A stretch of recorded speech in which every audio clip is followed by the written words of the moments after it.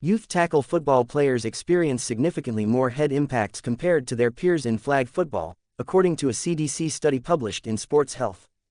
The research focused on athletes aged 6 to 14 and found that tackle football players sustained 15 times more head impacts during practices and games than flag football players. Additionally, tackle football athletes endured 23 times more high-magnitude head impacts, which are particularly forceful, compared to flag football athletes.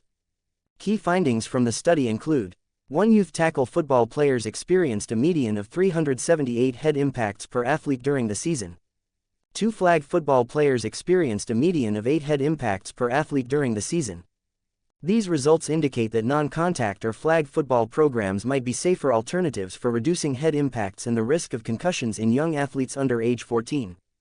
Further research published in the American Journal of Sports Medicine highlights the need for more preventative measures during youth football games.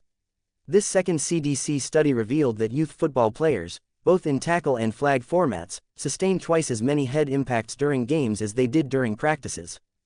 Key findings from this study include: 1. Youth tackle football players experienced an estimated 18 times more head impacts per practice and 19 times more head impacts per game compared to flag football players. 2. On average, youth tackle football players had almost 7 head impacts during a practice and 13 impacts during a game, with 2 times more is greater than or equal to 10 grams head impacts in games versus practices.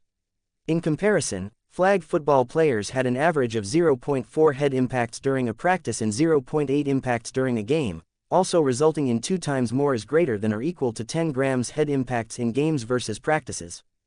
3. Tackle football athletes sustained 2 times more high-magnitude head impacts, as greater than or equal to 40 grams, in games than in practices. These findings suggest the importance of game-based interventions, such as implementing fair play rules and strict officiating.